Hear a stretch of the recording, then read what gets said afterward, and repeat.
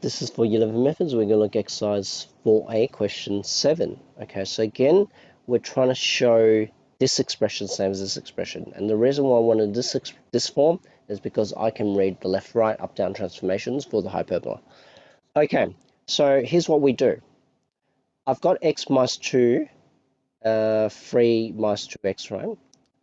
I want to make it in terms of, I want to make an x minus 2 at the top, okay?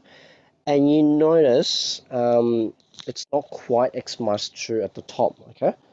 Now, it's tricky because in order to create a version of x minus 2, and we happen to have a negative in this case, we want to create a negative version of x minus 2. So what's the negative version of x minus 2? We've got x minus 2. The negative version will be negative x plus 2, okay? Now, if I go, and we seem to have two x's, so if I double it, then you want a negative 2x plus 4. Okay. So if I go negative 2x plus 4, what do I need to compensate to make it the same as that? Okay, so we've got the negative 2x already, great. But we've got plus 4 here, but we have a plus 3 there. So if I minus 1, that gives me what I want. Now, why have I done that? Because we can rewrite this as negative 2x plus 4 divided by x minus 2 minus 1 on x minus 2. Okay. Now, I can rewrite the top as I can factorize it. I can take a negative 2 out. So I get x minus 2 on x minus 2 minus 1 on x minus 2. Now, why did we do that? Because these cancel. So you're left with negative 2 minus 1 on x minus 2, or how they've written it, negative 1 on x minus 2 minus 2. Okay. Now, obviously, you've got to understand like how factorization works and how to tweak things. So it's like you're sort of like going backwards. You're breaking a fraction back down into components and then simplifying like that.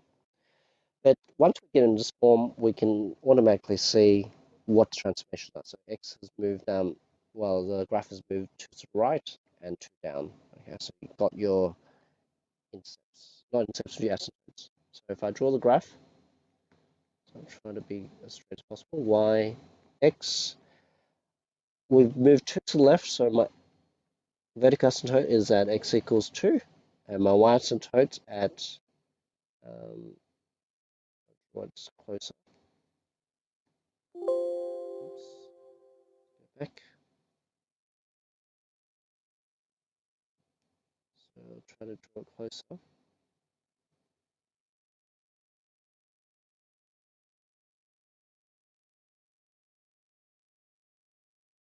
So x equals, not x equals, y equals negative 2. So it's also important that I label the equations of asymptotes.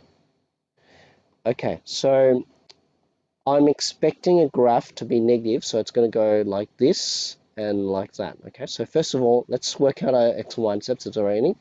There'll definitely be x and y intercepts, so I'll check.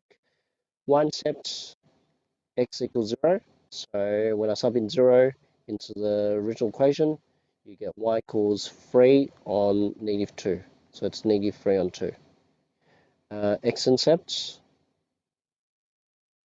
y0.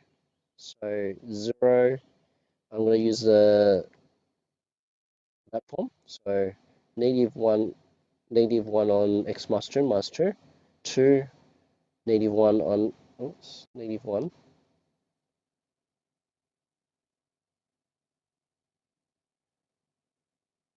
1 on x minus 2.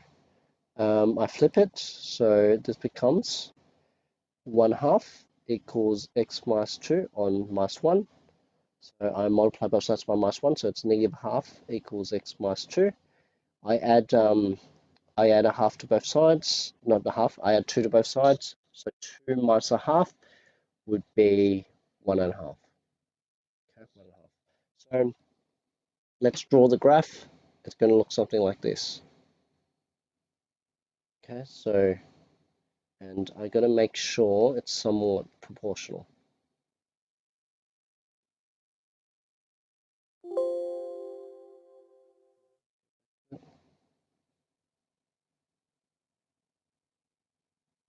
not proportions. So it's going to look something like this. So we've got for my intercepts, I've got okay rubbed out for some reason. We've got the y-intercept at -3/2, and x-intercept is 1.5. Okay, 1.5. And for the second part of the graph, it's going to look just like that. Okay, because it has no intercepts, and just make sure you're not curving away. So checklist. I've done my y asymptote, drawn it.